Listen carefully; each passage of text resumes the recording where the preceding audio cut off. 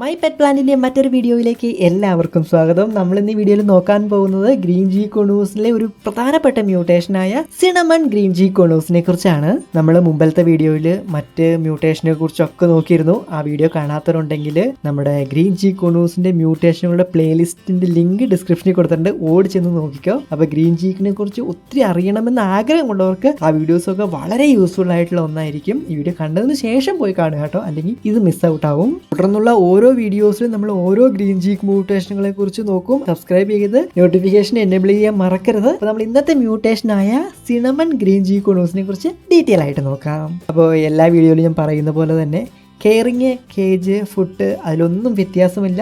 ഇവരുടെ പ്രൈസിലും അതുപോലെ തന്നെ ഇവരുടെ കളറിലും മാത്രമാണ് വ്യത്യാസമുള്ളത്. എന്തൊക്കെയാണ് ഇവരുടെ കളറിലുള്ള പ്രത്യേകത എന്ന് നമുക്ക് ഫസ്റ്റ് നോക്കാം. സിമ്പിളായിട്ട് നോർമൽ ഗ്രീൻ ജി കൊണൂസിൻ്റെയും സിനമൺ കൊണൂസിൻ്റെയും വ്യത്യാസം എന്താണെന്ന് ചോദിച്ചാൽ നിങ്ങൾക്ക് ലെഫ്റ്റ് സൈഡിൽ കാണുന്നത് നോർമൽ ഗ്രീൻ ജി കൊണൂസ് ആണ്. അതായത് എല്ലാ മ്യൂട്ടേഷനുകളുടെയും ബേസിക് മ്യൂട്ടേഷനാണ് നോർമൽ ഗ്രീൻ ജി കൊണൂർ എന്ന് പറയുന്നത്, വൈൽഡ് മ്യൂട്ടേഷൻ. അതാണ് നിങ്ങൾ ലെഫ്റ്റ് സൈഡിൽ കാണുന്നത്. റൈറ്റ് സൈഡിൽ കാണുന്നത് സിനമൺ ഗ്രീൻ ജി കൊണൂറാണ്. കണ്ടപ്പോൾ തന്നെ നിങ്ങൾക്ക് കാര്യം മനസ്സിലായിട്ടുണ്ടാവും. എൻ്റെ ഒരു രീതിയിൽ പറയുകയാണെങ്കിൽ ഗ്രീൻ ജി കൊണൂസിൻ്റെ വീട്ടിൽ വോൾട്ടേജ് പോയാൽ എങ്ങനെയുണ്ടാവും, അതാണ് സിനമൺ ഗ്രീൻ ജി കൊണൂർ. കാരണം കളർ കുറച്ച് ഡള്ളാണ് സിനമൺ ഗ്രീൻ ജി കൊണൂസിന്.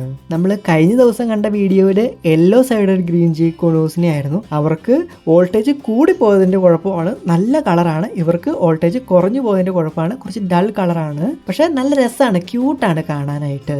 ഇങ്ങനെ ഇവർക്കൊരു കളർ കുറയാനുള്ള കാരണം എന്താണെന്ന് ചോദിച്ചു കഴിഞ്ഞാൽ നമ്മളെ കളറിൻ്റെ ആശാനായ മെലാറ്റോണിൻ്റെ വ്യത്യാസം കൊണ്ട് തന്നെയാണ്. ഇവരുടെ ഒരു കളറിൻ്റെ പ്രത്യേകത നോക്കുകയാണെങ്കിൽ ഗ്രീൻ ജി കൊണൂസ്, അതായത് നോർമൽ ഗ്രീൻ ജി കൊണൂസിനുമായിട്ട് കമ്പയർ ചെയ്യുമ്പോൾ അവരുടെ ബീക്കിന് കുറച്ച് ഡാർക്ക് ബ്ലാക്ക് കളറിൽ നിന്ന് ഒരു ലൈറ്റ് ബ്ലാക്ക് കളറിലേക്ക് മാറും. ഹെഡിൻ്റെ മേളിലായിട്ട് green G normal green G കൊണൂസിന് ഒരു നല്ല ബ്ലാക്ക് കളർ വരുന്നുണ്ടെങ്കിൽ ഇവർക്ക് കുറച്ച് ലൈറ്റ് ബ്ലാക്ക്, അതുകൊണ്ട് തന്നെ വൈറ്റ് കയറി വരുന്നുണ്ടാവും.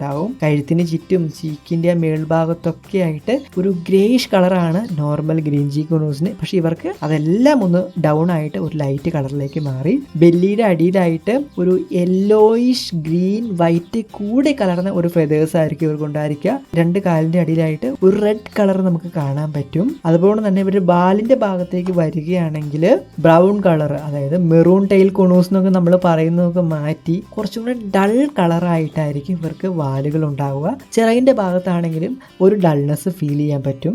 ഇങ്ങനെയാണ് ഒരു സിനമൺ കൊണൂറിനെ, അതായത് ഗ്രീൻ ചീക്ക് സിനമൺ കൊണൂറിനെ നമ്മൾ കണ്ടുപിടിക്കുക.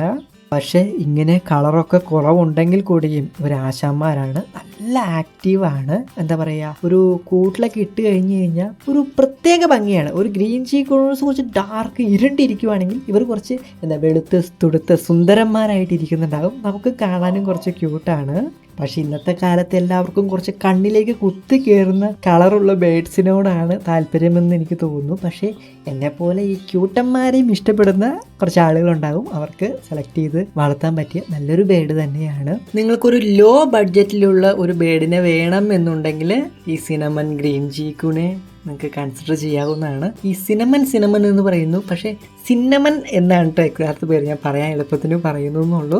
എല്ലാവരുടെയും മനസ്സിലൊരു ചോദ്യം എന്ന് പറയുന്നതിന് കുറേ നേരമായി ബ്ലാ ബ്ലാ ബ്ലാ എന്ന് പറയുന്നു. ഇനി എത്ര വില വരും എന്ന് പറയടാവേ എന്നായിരിക്കും. വില നമുക്ക് എക്സാക്ട് ഒരു പ്രൈസ് പറയാൻ പറ്റില്ല. ഇതിനൊരു ആവറേജ് പ്രൈസ് റേഞ്ച് നോക്കുകയാണെങ്കിൽ ഒരു 5,000 6,000 മുതൽ തുടങ്ങി ഒരു 10,000 ലെവൽ ആ റേഞ്ചിൽ വരുന്നുണ്ടാവും. പക്ഷേ സ്ഥലങ്ങളുടെയും അതായത് ബ്രീഡേഴ്സിൻ്റെയും ക്വാളിറ്റിയുടെയും ഇതിൻ്റെ എല്ലാം അനുസരിച്ച് പ്രൈസിൽ വ്യത്യാസം ഉണ്ടാവും. നിങ്ങളുടെ പ്രദേശത്ത് എത്രയാണ് പ്രൈസ് അറിയണമെന്നുണ്ടെങ്കിൽ ജസ്റ്റ് നിങ്ങളുടെ അടുത്തുള്ള ബ്രീഡേഴ്സിനെയോ പെറ്റ് ഷോപ്പിനെയോ ഒന്ന് കോൺടാക്ട് ചെയ്തേച്ച് ഒരു സിനമൺ കൊണൂസിനെ എനിക്ക് വേണം, എത്രയാണ് പ്രൈസ് എന്ന് ചോദിക്കുക. അപ്പോൾ 2-3 പേരോട് ചോദിച്ചു കഴിയുമ്പോൾ നിങ്ങളുടെ പ്രദേശത്തുള്ള ഒരു പ്രൈസിൻ്റെ റേഞ്ച് നിങ്ങൾക്ക് അവൈലബിൾ ആയിട്ട് കിട്ടും.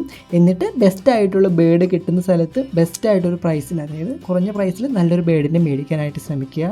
അപ്പോൾ നമ്മുടെ നെക്സ്റ്റ് വീഡിയോയിൽ ഏത് ഗ്രീൻ ജി കൊണൂർ മ്യൂട്ടേഷനെ കുറിച്ചാണ് പറയേണ്ടത് എന്നതിനെക്കുറിച്ചും കമൻറ്റ് ചെയ്യാൻ മറക്കരുത്. ഈ വീഡിയോയെക്കുറിച്ചുള്ള അഭിപ്രായങ്ങൾ എന്തായാലും കമൻറ്റ് ചെയ്യുക. വീഡിയോ ഇഷ്ടമായെങ്കിൽ ലൈക്ക് ചെയ്യാനും ഇത്തരത്തിലുള്ള കൂടുതൽ വീഡിയോകൾക്കായിട്ട് ചാനൽ സബ്സ്ക്രൈബ് ചെയ്യാനും ഫോളോ ചെയ്യാനും മറക്കരുത്. വീണ്ടും മറ്റൊരു വീഡിയോയിൽ കാണാം. ബൈ.